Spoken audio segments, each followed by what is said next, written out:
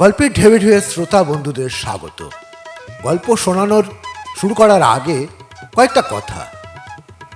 প্রথমেই জানাই, গল্পের ঢেবে ঢেবে আপনাদের আশীর্বাদে ভালোবাসায় 3000 সাবস্ক্রাইবার অতিক্রম করেছে। এই চ্যানেলটা সম্পূর্ণ একক প্রচেষ্টায় গড়ে তোলা। আপনাদের ভালোবাসার জোরেই উৎসাহিত হয়ে বাংলা সাহিত্যের অমূল্য রতন তুলে আনার আপ্রাণ চেষ্টা করি। পাশে থাকবার জন্য অসংখ্য ধন্যবাদ। যদি আপনি এই চ্যানেলে প্রথমবার এসেছেন তাহলে অবশ্যই সাবস্ক্রাইব করুন। এর জন্য কোনো মূল্য লাগে না। সাথে বেল আইকনটা প্রেস করলে গল্প আপলোড হলেই নোটিফিকেশন পেয়ে যাবেন। গল্প ভালো লাগলে লাইক করে দেবেন, অবশ্যই হাইপ বাটন দেবেন, তাহলে আরও মানুষের কাছে চ্যানেলটা পৌঁছে যাবে। গল্পটি শেয়ার করুন বন্ধুদের। আপনাদের সবার ভালোবাসায় পূর্ণ হোক গল্পের ঢেউয়ে ঢেউয়ে।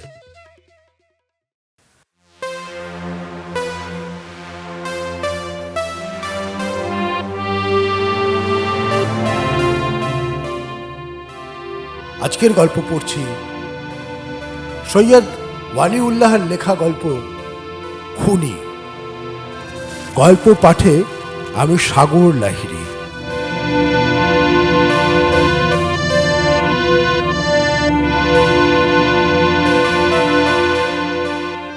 আজকের গল্প খুনি।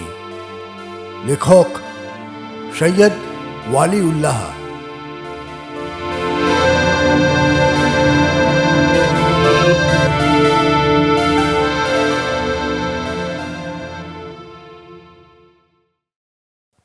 চর আলেকজান্দ্রার সোনাভাঙ্গা গ্রামের ঘাটে এখনো নৌকোর ভিড়। কত নৌকো আসছে যাচ্ছে, বালাম, সাম্পান, কিছু সুড়ঙ্গ। চালের মরশুম এখনো সরগরম, অথচ এদিকে চৈত্রের শেষাশেষি। গায়ের পশ্চিমে নারকেল বন পেরিয়ে দিগন্ত বিস্তৃত খোলা প্রান্তরের ধারে গিয়ে দাঁড়ালে দেখা যাবে উদ্দাম হাওয়ায় সে প্রান্তরময় ধুলো উঠছে। পেছনে নারকেল বনে অশান্ত মর্মরধ্বনি, আর সামনের জনশূন্য প্রান্তরে কেবল ধুলো উঠছে আর উঠছে। কখনো ঘূর্ণি হয়ে ঊর্ধ্বে উঠে, কখনো আকাশের বুক থেকে তির্যক গতিতে নিচে নেমে আসে, আবার কখনো মাটি ছুঁয়ে তীর বেগে দূরান্তে মিলিয়ে যায়। আর যে পথটা গ্রাম থেকে বেরিয়ে কিছু এঁকে বেঁকে সোজা পশ্চিমে চলে গেছে, সে পথ স্থানে স্থানে নিশ্চিহ্ন হয়ে গেছে সে ধুলোর মধ্যে, যেন শূন্যে মিলিয়ে গেছে উদ্দাম হাওয়ার তীব্র মায়ায়। এমনই এক সময়, এক ভরা দিনে রোদ খড়খড় করছে, তার মধ্যে ফজু মিয়াদের বাড়ির ও মৌলবীদের বাড়ির দু ছেলের মধ্যে কি একটা সামান্য বিষয় নিয়ে হঠাৎ খুনোখুনি হয়ে গেল। ফজু মিয়াদের ছেলের প্রাণ গেল, আর মৌলবীদের ছেলে তারপর সম্পূর্ণ নিশ্চিহ্ন হয়ে গেল। সোনাভাঙ্গা গ্রামের কেউ আর তার কোনো সন্ধান পেল না। চর অঞ্চলে খুনোখুনি লেগেই থাকে, তাই চরবাসীদের জন্য এটা এমন নতুন কিছু নয়, এবং মাস কাটতেই তারা প্রায় ভুলে গেল সে কথা। উত্তরবঙ্গের কোনো এক মহকুমা শহর। আবেদ মিয়ার দর্জির দোকানটা ফৌজদারি আদালতের পাশে এক বিরাট পঞ্চবটি গাছের তলে। ওধারে ট্রেজারি। কাঁটাতারের বেড়ার দু কোণে উজ্জ্বল আলো। সে আলোর খানিকটা এসে পড়ে তার দোকানের সামনে। কেউ বা কখনো ভুল করে বা পথ সংক্ষিপ্ত করবার জন্য ট্রেজারির সামনে দিয়ে যেতেই পাহারাদার তীক্ষ্ণ কর্কশ গলায় হেঁকে ওঠে। তারপর এ স্থান ভরে প্রগাঢ় অবিচ্ছেদ্য নীরবতা। সারাটা দিন ভরে এ স্থান জনতার কোলাহলে তীব্রভাবে মুখর হয়ে থাকে বলে সন্ধ্যার পর এ নির্জনতার নীরবতা অত্যন্ত জমাট মনে হয়, আর পাথরের মতো ভারী ঠেকে যেন। এবং পঞ্চবটির তলে ঘাস শূন্য পরিষ্কার স্থানে থেকে থেকে যে শুকনো ঝরা পাতা দমকা হাওয়ার মর্মরিয়ে ওঠে, সে মর্মরকে মনে হয় দিনের কোলাহলের আবছা অস্পষ্ট স্মৃতির মতো। আবেদ দর্জি বৃদ্ধ, তার সেলাইয়ের কলটিও ঝুনো, চলতে গিয়ে আওয়াজ করে বেশি, আর কেমন থরথরিয়ে কাঁপে। অনেকক্ষণ তার উপর হাত রেখে কাজ করলে হাতে ঝিঁঝি ধরে যায়। মনে হয় সেখানেও কল চলছে। সে কলটা এখন নীরব। নাকে চশমা দিয়ে ওপরে টাঙানো লণ্ঠনের আলোয় আবেদ রিফু করছে। সহকারী দর্জি দুজন সন্ধ্যার পরেই বাড়ি চলে গেছে। একসময় হাতের কাজ নামিয়ে সে বিড়ি ধরালো। তারপর চশমার ফাঁক দিয়ে ওধারে তাকিয়ে দেখলে যে সিধু ময়রার দোকান এখনও খোলা। তার পাশে টিউবওয়েলে পানি তোলার ঘসঘস আওয়াজ হচ্ছে।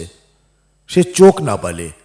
তারপর দমকা হাওয়ায় হঠাৎ সামনের পাতা মড়মড়িয়ে উঠল শুনে আবার সে চোখ তুলে সামনের পানে তাকালো। ট্রেজারির আলো শুকনো পাতা নড়ছে, আর ওদিকে কিছু ভাঙা টুলটা, কিন্তু সে টুলে কে যেন বসে রয়েছে না। কয়েক মুহূর্ত চেয়ে চেয়ে দেখল আবেদ। তারপর শোধালো, কেডা বাহে?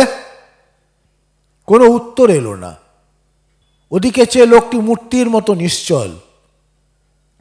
আবেদ আবার ডাকলে, এবারও কোনো সাড়া এলো না, এবং তাই একটা অদম্য কৌতূহল জাগল দর্জির মনে। সে দ্রুত ভঙ্গিতে উঠে পড়ল।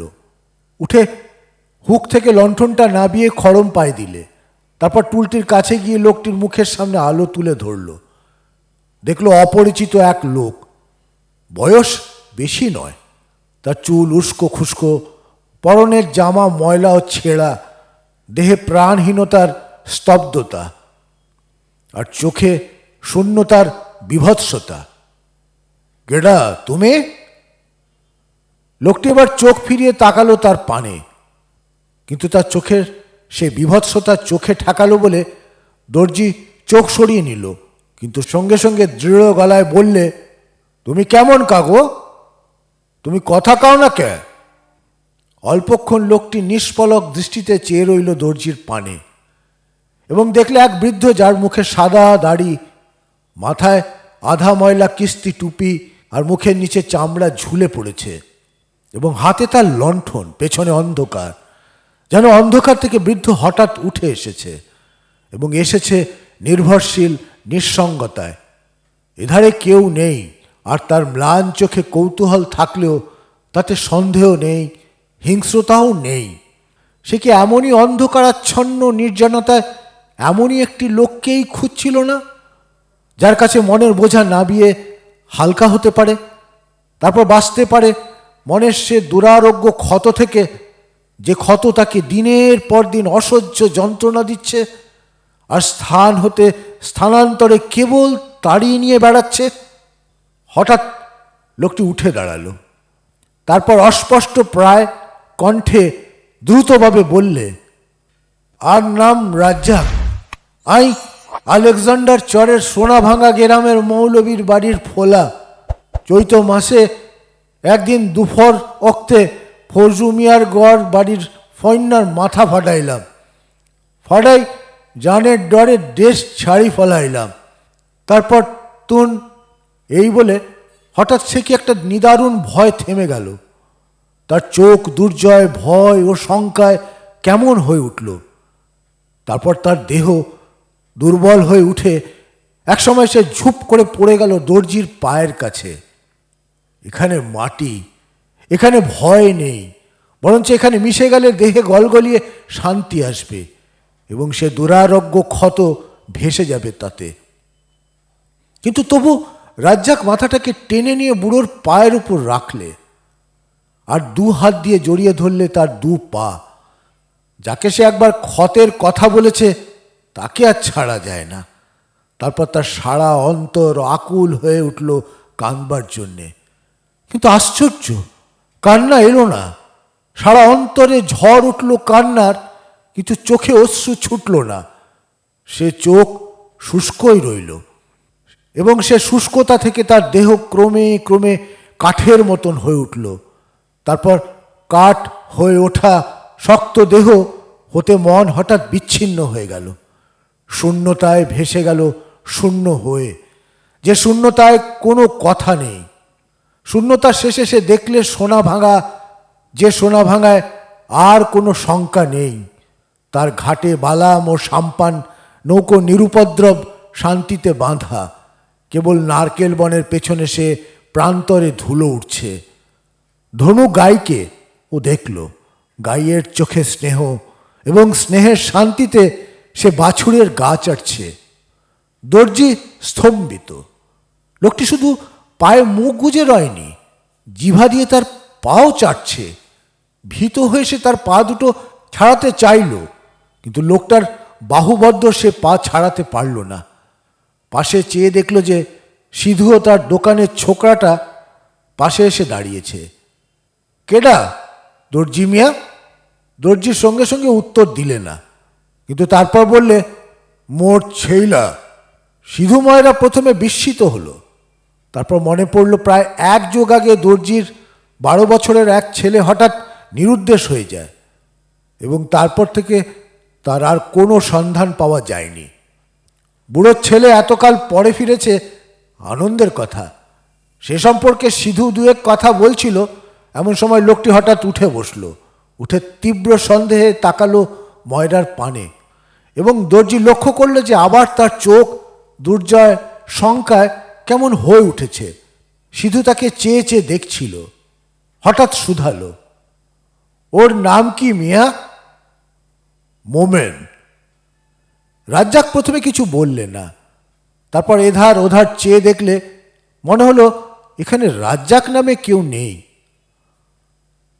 আবেদ দর্জির বাড়িতে রাজ্জাক আশ্রয় পেল, তবে রাজ্জাক নামে নয়, মোমেন নামে। বাড়ির লোক ছাড়া সবাই প্রথমে জানলে যে এক যুগ আগে পালিয়ে যাওয়া দর্জির ছেলেটি আবার ফিরে এসেছে, কিন্তু সত্যটা সূর্যালোকের মতো স্বচ্ছ বলে তা মিথ্যায় ঢাকা গেল না। একে একে সবাই জেনে ফেললে ছড়ানো কথা সত্য নয়, এ ছেলে আসলে মোমেন নয়। তবে পরকে ঘরে ডেকে এনে ছেলে বলে প্রচার করার মিথ্যায় লোকে অন্যায় কিছু দেখলে না, বরঞ্চ দর্জির প্রতি শ্রদ্ধায় তাদের অন্তর ভরে গেল। কিন্তু সে যে খুনি এ কথা দর্জি তার বিবিকে পর্যন্ত বললে না। দর্জির বিবি কদিন রাজ্জাকের সামনে পর্দা করল, কিন্তু শেষ পর্যন্ত দেখলে যে ছেলেটি শান্ত, ধীর ও স্বল্পভাষী স্বভাবের। আর তাছাড়া ছেলে নয় জেনে ও যাকে আপন ছেলের নামে ঘরে ডেকে আনা হয়েছে তার সামনে পর্দা করা চলে না বলে তারপর থেকে তাকে দেখা দিতে লাগলো। রাজ্জাক আবেদ দর্জির কাছে সেলাই শিখতে লাগলো। চর আলেকজান্দ্রা ত্যাগ করার পর থেকে যে ভীতি তার অন্তর ক্ষতবিক্ষত করছিল, সে ভীতি থেকে অনেকটা মুক্তি পেয়ে শীঘ্র সুস্থ হয়ে উঠল বটে, কিন্তু তার পূর্বের চরিত্র আর ফিরে এলো না। সে যেন আবার নবজীবন লাভ করল। ভিন্ন দেশে এক নতুন পরিবারের মধ্যে সে সম্পূর্ণ নতুন মানুষ হয়ে রইল। কেবল চর আলেকজান্দ্রার স্মৃতি অতি অস্পষ্টভাবে রয়ে গেল মনের দূর প্রান্তে। এখন চৈত্র মাস। রাজ্জাক মাথা নিচু করে এক মনে কাজ করছিল। ওধারে কাছারি প্রাঙ্গণ ভরে লোক। ওদের কোলাহল কখনো মনের অস্পষ্টতায় অস্পষ্ট হয়ে ওঠে। এক সময় সে হঠাৎ চোখ তুলে ওধারে তাকালো। আদালতের সামনে নদী।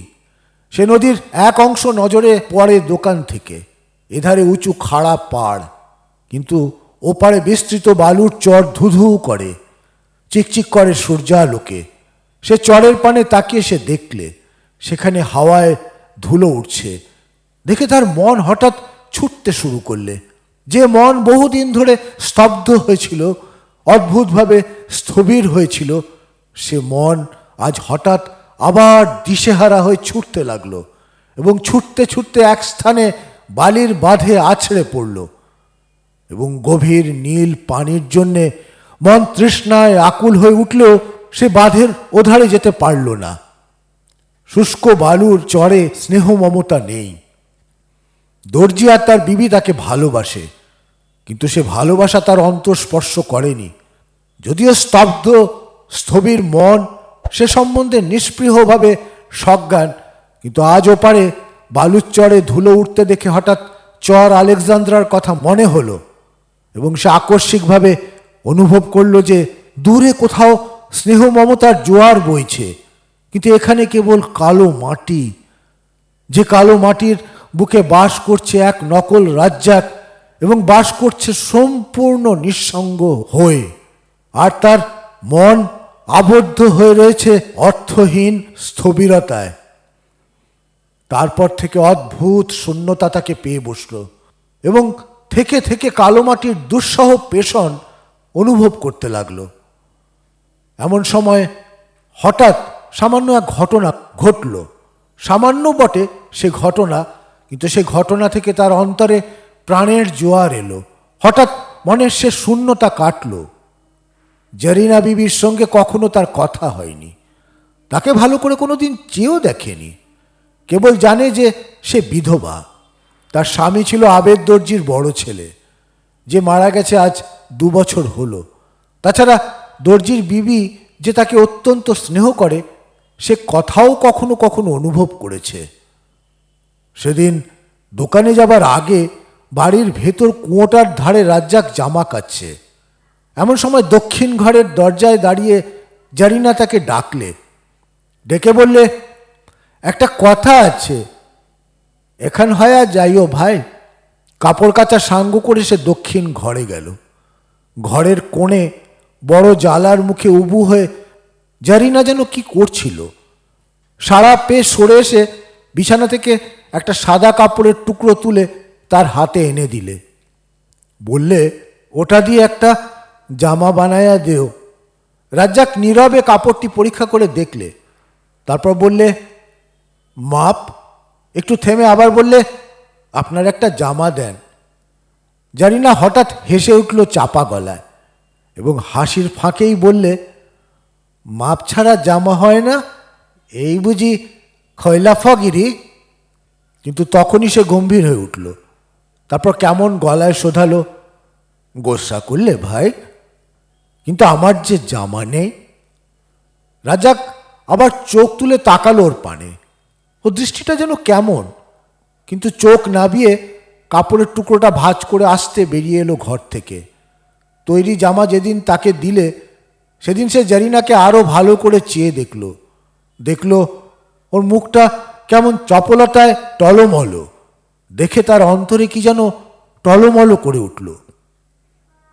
হঠাৎ জারিনা শঙ্কিত হয়ে উঠল।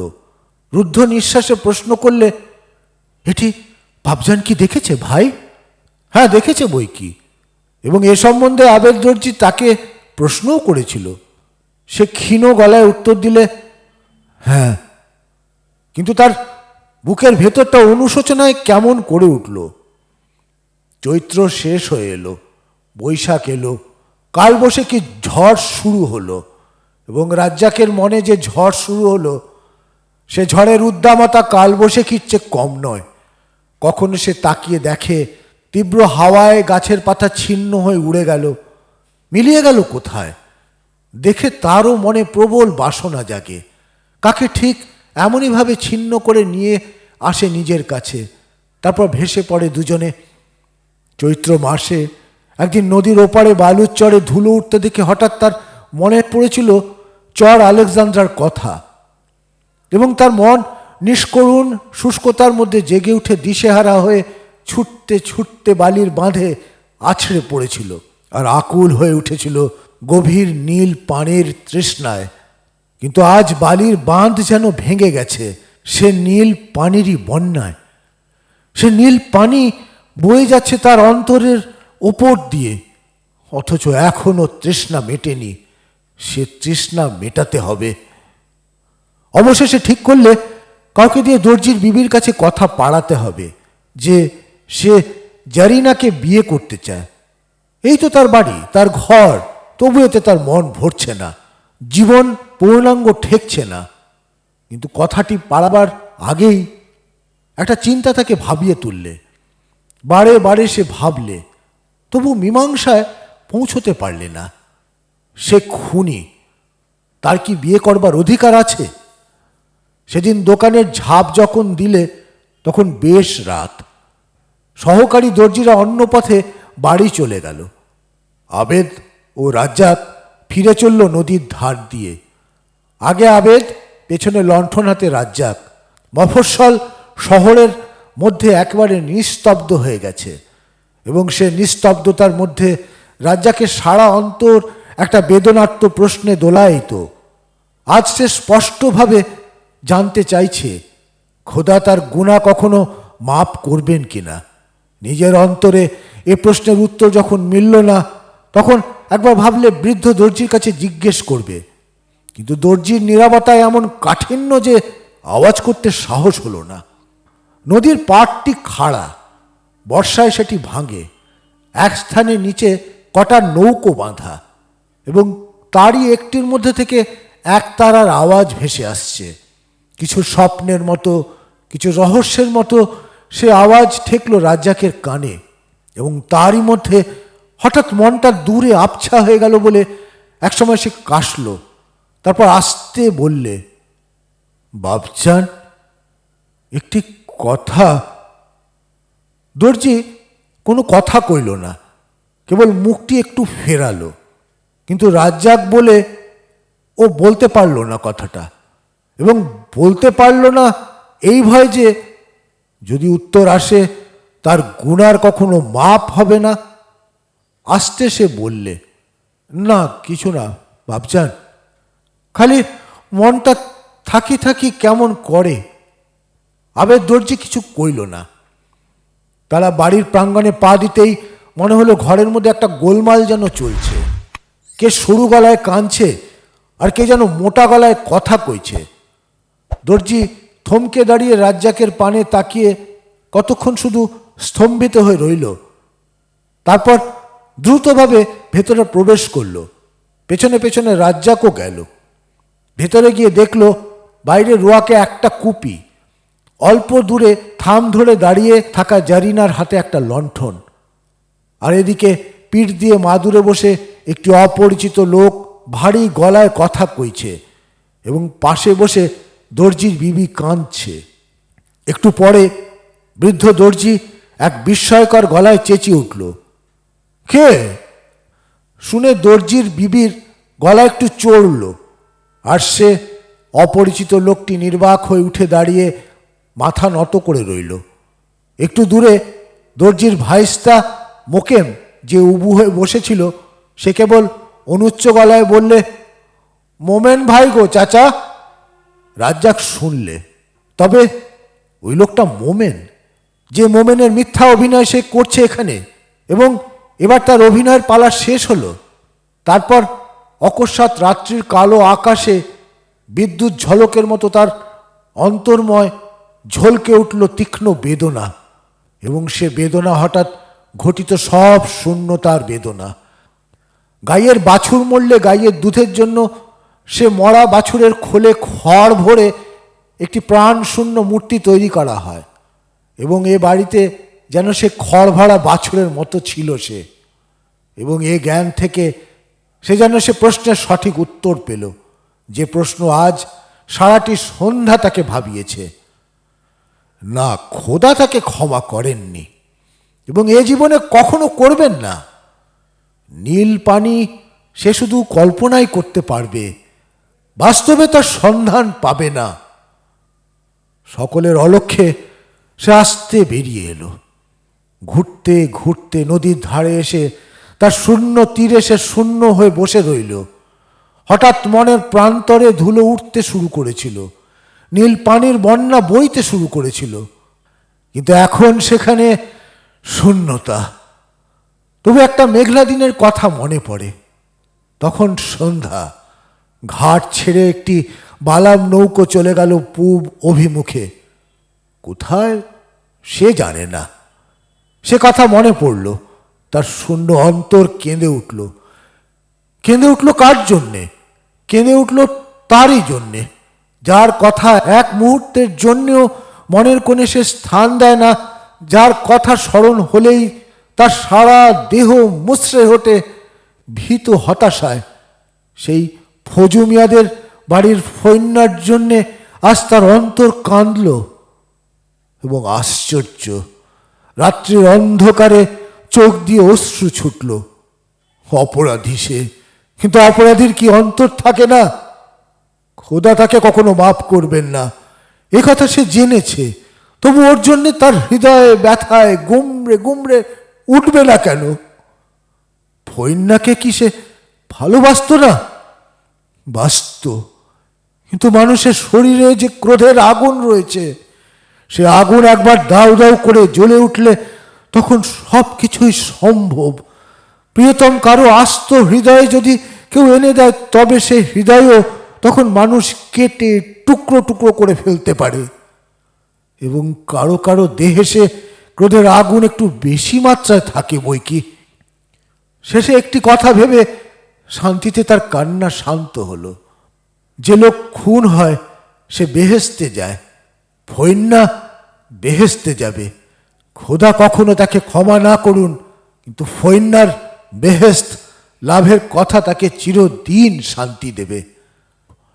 সকালবেলায় মোমিনের সঙ্গে রাজ্জাকের দেখা হলো। উজ্জ্বল সূর্যালোক, তার মধ্যে চেয়ে দেখলে সবল ও দীর্ঘতার দেহ, বড় চোখ, বড় চেহারা আর বাঁকা গোঁফ, গায়ে শৌখিন পোশাক, দেহের ভঙ্গিতে কিছু ঔদ্ধত্য। তীক্ষ্ণ দৃষ্টিতে সে রাজ্জাককে আপাদমস্তক চেয়ে দেখলে, তারপর বললে, তুমি বুঝি মোমেন সেজেছ? তার প্রথম কথাই ভালো লাগলো না, তাই কোনো উত্তর দিলে না। মোমেন আবার প্রশ্ন করল, নাম কি? রাজ্জাক। বলে থামতেই কি একটা উত্তেজনায় তার ঠোঁট কেঁপে উঠল। কয়েক মুহূর্ত চুপ থেকে অদ্ভুত কঠিন গলায় বললে, আমার নাম আব্দুর রাজ্জাক। আলেকজান্ডার চরের সোনাভাঙা গ্রামের ফজু মিয়াদের বাড়ির ফইন্নারে আমি খুন করছি গত চৈত মাসে। মোমেন কয়েক মুহূর্ত বিস্ফারিত চোখে তাকিয়ে থেকে দ্রুত পায়ে চলে গেল। গিয়ে অল্পক্ষণের মধ্যে হইচই বাঁধিয়ে তুলল চিৎকার করে। কিন্তু তার আগেই রাজ্জাক বাইরে চলে এলো, এবং এলো চিরদিনের জন্যে। বেরোবার আগে একবার সে দক্ষিণ দিকের ঘরের পানে তাকালো। দেখলে দরজার কাছে পা মেলে জরিনা কাঁথা সেলাই করতে করতে হঠাৎ মোমেনের চেঁচামেচি শুনে বিস্ময়ে তাকিয়ে আছে তার পানে।